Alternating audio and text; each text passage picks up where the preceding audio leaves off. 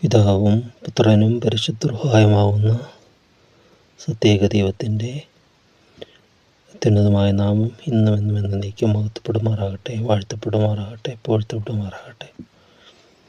ദൈവകൃപയാൽ മനോഹരമായൊരു ദിവസം കൊണ്ട് ദൈവം തന്നു. ദൈവത്തിന് സ്തുതി. സങ്കീർത്തനങ്ങൾ ദൈവത്തെ സ്തുതികളാണ്. മിക്കവാറും സങ്കീർത്തനങ്ങൾ ദൈവത്തെ മഹത്വപ്പെടുത്തുന്നതാണ്.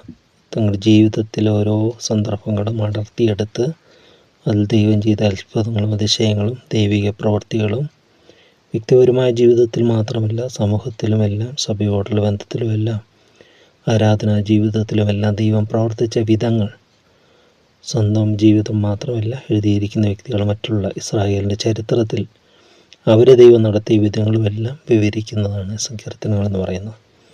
അതിൽ 113 മുതലുള്ള സങ്കീർത്തനങ്ങൾ, തുടർന്നുള്ള 5 സങ്കീർത്തനങ്ങൾ ഹല്ലേൽ സങ്കീർത്തനങ്ങൾ എന്നറിയപ്പെടുന്നത്. ഹല്ലേൽ സങ്കീർത്തനങ്ങൾ എന്ന് പറഞ്ഞാൽ ഹല്ലേലൂയ എന്ന് പറഞ്ഞാണ് അത് ആരംഭിക്കുന്നത്. നമ്മുടെ ഇംഗ്ലീഷിലും മലയാളത്തിലും ഒന്നും അത് കാണാൻ പറ്റില്ല.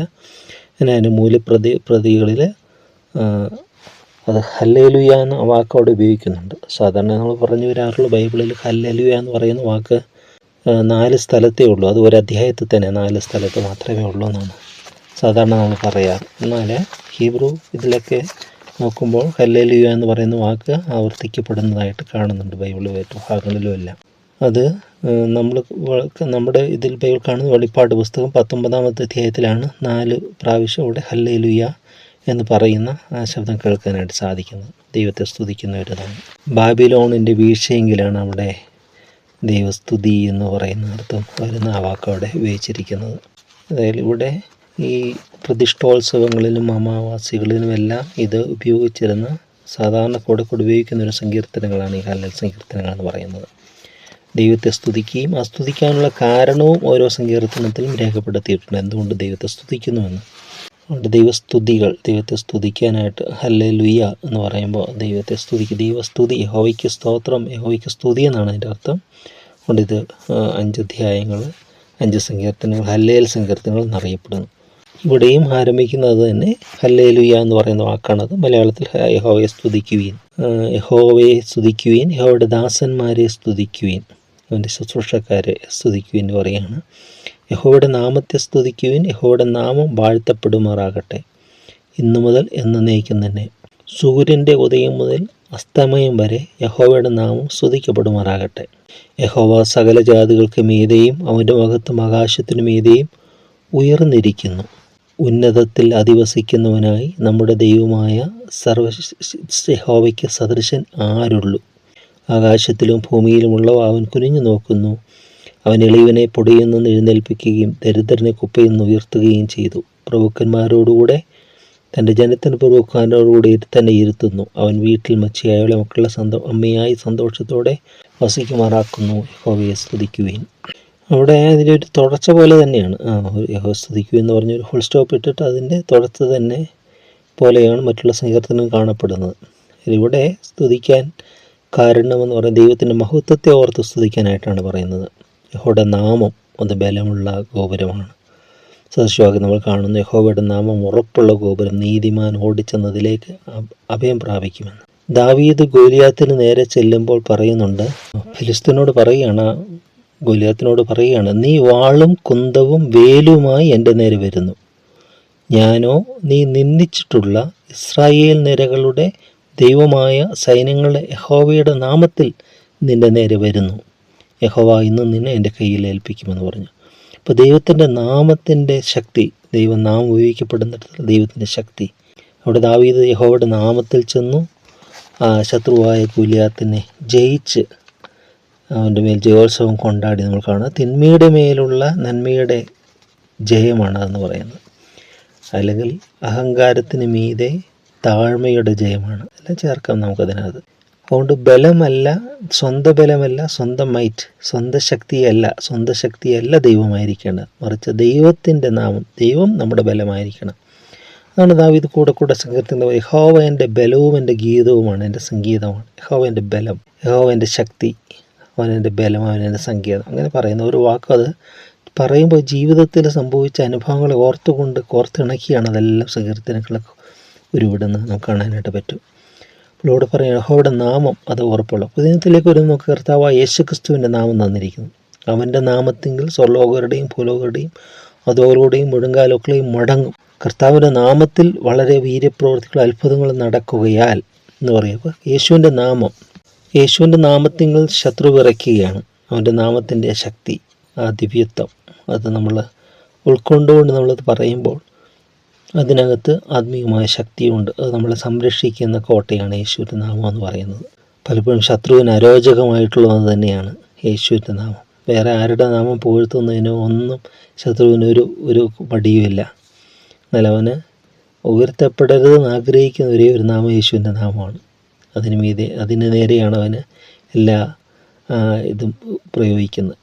യേശുവിൻ്റെ നാമത്തെങ്കിൽ ശത്രുവിന് അസ്തമിച്ചു പോകുന്നതായി ദൈവനാമം മഹത്വപ്പെടുന്നതായി നമുക്ക് കാണാനായിട്ട് പറ്റും. അതുകൊണ്ട് ദൈവത്തിൻ്റെ നാമത്തിൽ നമുക്ക് ആശ്രയിക്കാം. ആ നാമം ഉന്നതം തന്നെ. തുടർന്ന് പറഞ്ഞ് ഇന്നും എന്നേക്കും തന്നെ വാഴ്ത്തപ്പെടുമാറാകട്ടെ എന്ന്. സൂര്യൻ്റെ ഉദയം മുതൽ അസ്തമയം വരെ യഹോവയുടെ നാമം സ്തുതിക്കപ്പെടുമാറാകട്ടെ. ദിവസം മുഴുവനും നമ്മുടെ ജീവിതത്തിൻ്റെ അത് ഹോൾ ഏതെങ്കിലും പ്രത്യേക സാഹചര്യത്തിലല്ല, ദിവസം മുഴുവനും, ആയുസ് മുഴുവനും, നമ്മുടെ ജീവിതം മുഴുവനും ദൈവസ്തുതിയാൽ നിറയപ്പെടാൻ ഇടയായിത്തീരണം. സൂര്യൻ്റെ ഉദയം മുതൽ അസ്തമയനും യഹോവയുടെ നാമം സ്തുതിക്കപ്പെടുമാറാകട്ടെ. യഹോവ സകല ജാതികൾക്ക് മീതെയും അവൻ്റെ മഹത്വം ആകാശത്തിന് മീതെയും ഉയർന്നിരിക്കുന്നു. ഉന്നതത്തിൽ അധിവസിക്കുന്നവനായി നമ്മുടെ ദൈവമായ യഹോവയ്ക്ക് സദൃശൻ ആരുള്ളൂ എന്നോട് ചോദിക്കുകയാണ്. യെശയ്യാപ്രവാചകന്റെ പുസ്തകത്തിൽ ഉയർന്നിരിക്കുന്ന ദൈവത്തെക്കുറിച്ച് പറയുന്ന ഭാഗമുണ്ട്.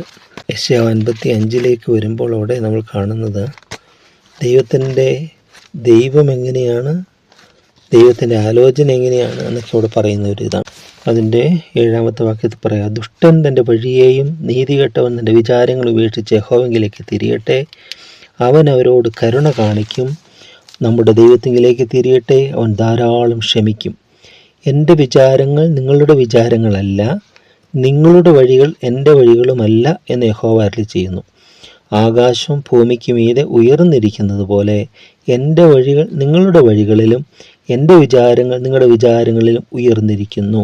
ഇവിടെ പറയുകയാണ് ദൈവത്തിൻ്റെ സ്തുതിയും ദൈവത്തിൻ്റെ വഴികളും നമ്മുടേതിൽ നിന്ന് വ്യത്യസ്തമാണ്. അപ്പോൾ ദൈവത്തിലേക്ക് ദൈവം നമുക്കത് മനസ്സിലാക്കി തരാതെ നമുക്ക് മനസ്സിലാക്കാൻ സാധിക്കില്ല.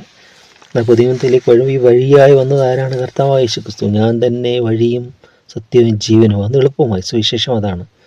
സത്വാർത്ത എന്ന് പറയുന്നതാണ് മനുഷ്യന് അപ്രാപ്യമായിരുന്ന ദൈവീക സത്യങ്ങളുടെ പ്രത്യക്ഷതയാണ് കർത്താവായ യേശുക്രിസ്തു എന്ന് പറയുന്നത്. അവന് സുസാധ്യമാക്കി തീർക്കുന്ന, അവന് അത് സാധ്യമാക്കി തീർക്കുന്ന ഒരനുഭവം, ദൈവികത സാധ്യമാക്കി തീർക്കുന്ന ഒരു ക്രിസ്തു യേശുവിൽ കൂടെ നമുക്ക് അനുഗ്രഹീതമായ അനുഭവം നമുക്ക് ലഭ്യമാവുകയാണ്. തുടർന്ന് അതേ 57 വരുമ്പോൾ അവിടെ പറയുകയാണ് ദൈവത്തിൻ്റെ പ്രത്യേകത എന്താണ് പറയുന്നത്. 57:15 മുതൽ ഉന്നതനും ഉയർന്നിരിക്കുന്നവനും ശാശ്വതവാസിയും പരിശുദ്ധൻ എന്ന നാമമുള്ളവനുമായവൻ ഇപ്രകാരം അരുളിച്ചെയ്യുന്നു, ഞാൻ ഉന്നതനും പരിശുദ്ധനുമായി വസിക്കുന്നു. താഴ്മയുള്ളവരുടെ മനസ്സിനും മനസ്താപമുള്ളവരുടെ ഹൃദയത്തിനും ചൈതന്യം വരുത്തുവാൻ മനസ്താപവും മനോവിനയവുമുള്ളവരോടുകൂടെ വസിക്കുന്നു. അവിടെ പറയുകയാണ് ദൈവം ഉന്നതനാണ്, അത്യുന്നതനാണ്. എന്നാൽ ആ ഉന്നതനായ ദൈവം എവിടെ വസിക്കുന്നതെന്ന് അവിടെ പറഞ്ഞു. ഉന്നതനും പരിശുദ്ധനുമായി വസിക്കുന്നു. താഴ്മയുള്ളവരുടെ മനസ്സിനും മനസ്താപമുള്ള ഹൃദയത്തിനും ചൈതന്യം വരുത്തുവാൻ മനസ്താവും മനോവിനയമുള്ളവരോടുകൂടെയും വസിക്കുന്നു. നമ്മളോട് കൂടെ വസിക്കുന്ന ദൈവം ഉന്നതനാണ്.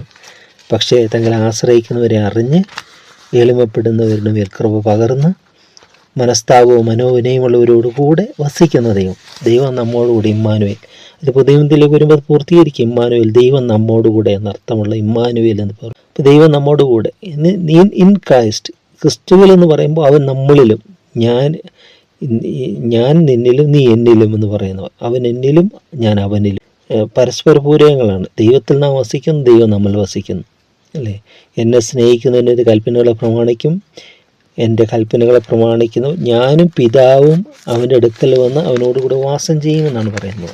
യോഹന്നാൻ സുവിശേഷം 14-ാമത്തെ അധ്യായം അവിടെ 23 യേശുവിനോട്, എന്നെ സ്നേഹിക്കുന്നവന് എൻ്റെ വചനം പ്രമാണിക്കും, എൻ്റെ പിതാവ് അവനെ സ്നേഹിക്കും, ഞങ്ങൾ അവൻ്റെ അടുക്കൽ വന്ന് അവനോട് കൂടെ വാസം ചെയ്യും.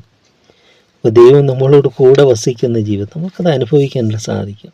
ഓരോ അനുഭവങ്ങളിൽ ദൈവം കൂടെയുണ്ട്. ദൈവം നമ്മളെ ബലപ്പെടുത്തുന്നത്, ദൈവം നമ്മളെ സഹായിക്കുന്നത്, ദൈവം നമ്മളെ പ്രത്യാശിക്കുമാറാക്കുന്ന, ദൈവം നമുക്ക് ബലം തരുന്നത്, നമ്മുടെ ദുഃഖങ്ങളും പ്രയാസങ്ങളും എല്ലാം അലിഞ്ഞലിഞ്ഞില്ലാതെ പോകുന്നത്, ഒരു സമയത്ത് നമ്മളെ വേദനപ്പെടുത്തിയിരുന്ന ഭാരമായിരുന്ന കാര്യങ്ങളിൽ നിന്ന് നമ്മളെ വേദനപ്പെടുത്താത്തത്, ആ കാര്യങ്ങളൊക്കെ അവിടെ ഉണ്ടായിരിക്കാം. പക്ഷെ അതൊന്നും നമ്മളെ അലോസരപ്പെടുത്താതെ നമുക്ക് ദൈവിക ശാന്തിയും സമാധാനവും സ്വസ്ഥതയും ദൈവം തരുന്നത്, ഇതെല്ലാം ആത്മഫലങ്ങൾ നമ്മൾ നിലവാകുവാൻ തക്കവണ്ണം പരിശുദ്ധാത്മാവിൻ്റെ അധിവാസം നമ്മളിൽ, ആവാസവും അധിവാസവും, ഡ്വെല്ലിങ് ആൻഡ് ഇൻഡ്വെല്ലിങ് എന്ന് പറയും. കഴിഞ്ഞ ദിവസം ഒരു ഇതിൽ കേൾക്കുണ്ടായി, പ്രസംഗൻ അത്രയ്ക്ക് അത് പറഞ്ഞു കൊടുക്കുന്ന വിവരണത്തിലാണ്. അതായത് ആത്മഫലങ്ങൾ വേണം, ക്ഷമ വേണം, ദീർഘക്ഷമ വേണം, നിങ്ങളെങ്ങനെയെന്നങ്ങനെ കുഞ്ഞുങ്ങളോട് ചോദിക്കുകയാണ്. നിങ്ങൾക്ക് കോപമില്ലേ, അതൊക്കെ മാറണ്ടേ, അപ്പോൾ നിങ്ങൾ ദീർഘമായി ക്ഷമിക്കാൻ സാധിക്കണം, സൗമ്യതയുള്ളവരാകണം എന്നൊക്കെ പറയുകയാണ്. പക്ഷെ അത് സാധിക്കത്തില്ല. അത് കാരണം പരിശുദ്ധാത്മാവിൻ്റെ ഫലങ്ങളാണ്, ആത്മഫലങ്ങളാണത്. അപ്പോൾ അതിന് സാധിക്കണമെങ്കിൽ ആത്മാവ് നമ്മളിൽ ഉണ്ടായിരിക്കണം. പരിശുദ്ധാത്മാവ് നമ്മളിലുണ്ടെങ്കിൽ ആത്മാവ് ഫലങ്ങൾ ജനറലായിട്ട് പ്രൊഡ്യൂസ് ചെയ്യും. അത് നമ്മൾ അധ്വാനിക്കുന്നതല്ല, ഫലത്തിന് വേണ്ടി നമ്മൾ അധ്വാനിക്കുകയല്ല. മരം നട്ടു, പക്ഷെ ഫലം ഉണ്ടാകാൻ നമ്മൾ അധ്വാനിക്കുന്നില്ല. അത് മരത്തിൻ്റെ തന്നെ ഡ്യൂട്ടിയാണ്. അത് ജെന്യുവനായിട്ട് ഉണ്ടാകുന്നതാണ് ഫ്രൂട്ട് എന്ന് പറയുന്നത്, ഫലം. അത് പ്രവൃത്തിയല്ല, അത് ഫലമാണത്. പ്രവൃത്തിയും ഫലവും രണ്ടും രണ്ടാണ്. പ്രവർത്തിക്കുക എന്ന് പറയുമ്പോൾ അത് നമ്മൾ അധ്വാനിക്കുന്നതാണ്. എന്നാൽ ഫലമെന്ന് പറയുമ്പോൾ അത് നമ്മൾ കൃഷി ചെയ്തു, പക്ഷേ അതിൻ്റെ ഫലം വരുന്നത് അതിൻ്റെ തന്നെ ഒരു ഇതാണ് എന്ന് പറഞ്ഞ പോലെ പരിശുദ്ധാത്മാവ് നമ്മളിൽ വസിക്കുമ്പോൾ ആത്മഫലങ്ങൾ നമ്മൾ ഉണ്ടാകും. അതുകൊണ്ട് നമ്മൾ പ്രാർത്ഥിക്കേണ്ടത്, പരിശുദ്ധാത്മാവാൻ ദൈവമേ എന്നിൽ വസിക്കണമേ, പിതാവാൻ ദൈവമേ ആത്മാവിനെ ഞങ്ങളിൽ നിറയ്ക്കണമേ, ആത്മനിറവോടുകൂടെ ആത്മാവ് നിറഞ്ഞവരായി ഞങ്ങൾ ജീവിപ്പാൻ അവിടെ നിങ്ങളെ സഹായിക്കണമേ. അങ്ങനെ ആത്മാവ് നമ്മളിൽ അധിവസിക്കുമ്പോൾ ആത്മഫലങ്ങൾ നമ്മളിൽ നിന്നുണ്ടാകും, സ്വാഭാവികമായിട്ട് ഉണ്ടായിക്കൊണ്ടിരിക്കും. നമുക്ക് പറ്റാത്തതെല്ലാം നമുക്ക് സാധിക്കും. നമുക്ക് ദീർഘമായി ക്ഷമിക്കാൻ പറ്റിയിരുന്നില്ല, പക്ഷേ ആ പരിശുദ്ധാത്മാവ് നമ്മളിലുള്ളപ്പോൾ നമുക്ക് ദീർഘമായി ക്ഷമിക്കാൻ സാധിക്കുന്നു. നമുക്ക് സൗമ്യത കിട്ടുന്നു, നമുക്ക് ഇന്ദ്രിയജയം കിട്ടുന്നു, നമുക്ക് കരുണ ലഭിക്കുന്നു, സ്നേഹം, സന്തോഷം, സമാധാനം, ഇതെല്ലാം നമുക്ക് ലഭിക്കുന്നു. എന്തുകൊണ്ട്? പരിശുദ്ധാത്മാവിൻ്റെ അധിവാസത്താൽ.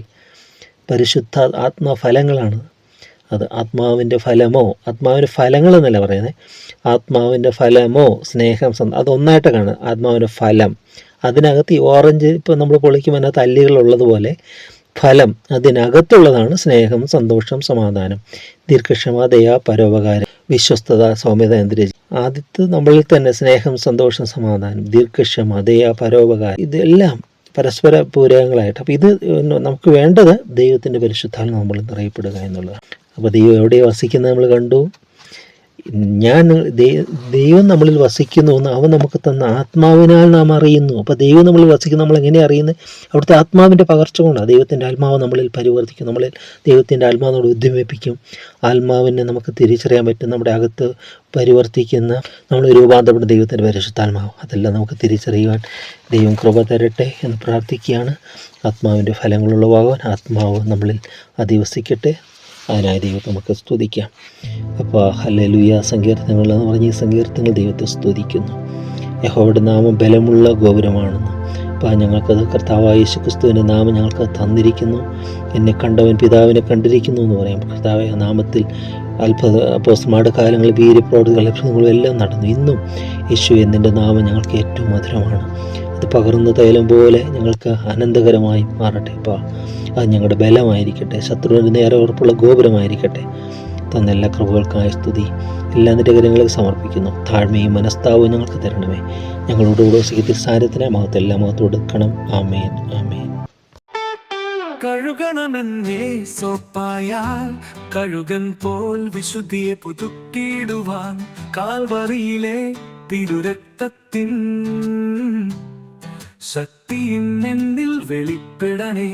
ഹല്ലേലൂയ, ആമേൻ, ഹല്ലേലൂയ.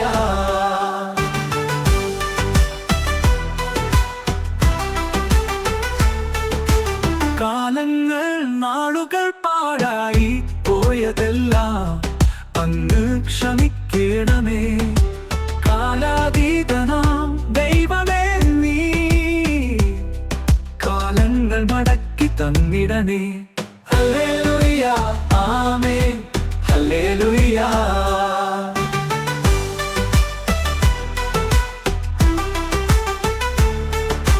കന്മഷമെല്ലാം മാറ്റണമേ, നൽ മനസ്സാക്ഷിയും നേടണമേ. കൈപ്പുള്ളവോരൊന്നും മുളയ്ക്കാതെ നൽ നിലമായി എന്നെ കാക്കണമേ. ഹല്ലേലൂയ.